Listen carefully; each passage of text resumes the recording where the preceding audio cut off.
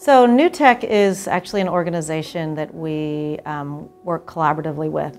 It's provided us some professional development opportunities that has enhanced and improved our teaching practices.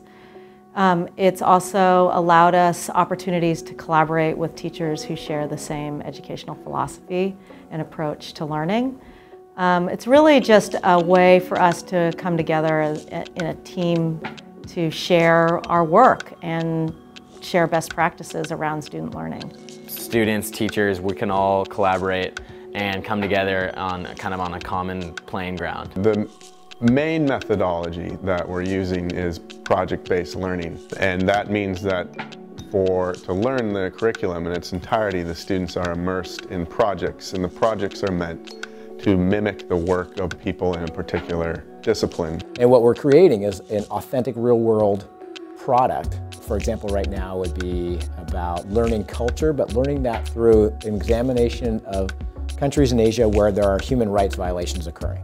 And so we can do that cultural study while trying to create an advocacy website that we can use to make people aware about these problems, these human rights violations. It's a way for students to see how writing is relevant to not only their lives, but also to their voice in the global community. My classroom is set up as a series of group tables that are set up in a circle with a table in the middle.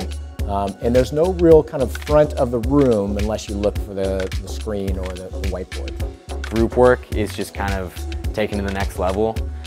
You know, sharing Google Docs, sharing projects, even working on things at the same time. It's very efficient. They are getting instruction from me when they need it, either as a group or as an individual. So I'm moving from group to group and from student to student, facilitating learning when I see that somebody needs something. Doesn't mean I don't teach. Doesn't mean I don't stand in front of the room sometimes and try to give a lecture. I do those things the same way I did 20 years ago when I first started teaching. There's a significant change in student learning is around students being more thoughtful as learners.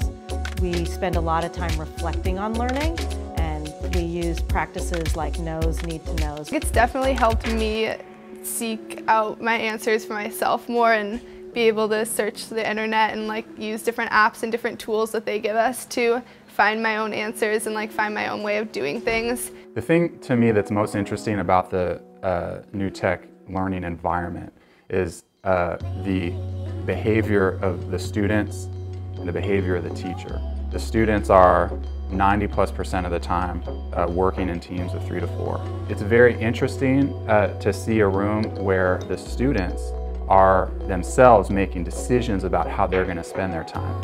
And so one of the things I've seen in part we've been working on is that the students have a better idea of where they're going and their progress towards where they're going.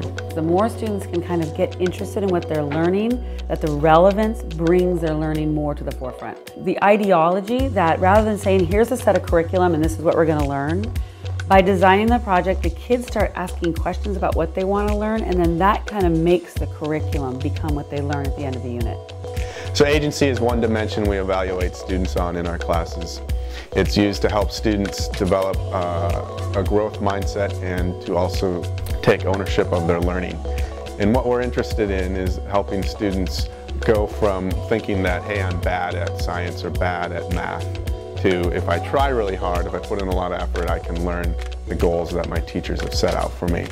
And additionally, what agency is sort of taking ownership of your learning so that you know what you need to do when you're being an advocate for yourself. You're doing everything that you can as a student to improve.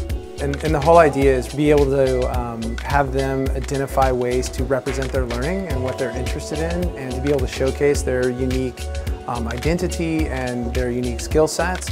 And I think that the last key part is having an instructional methodology that really supports students in being able to dive deep in their learning.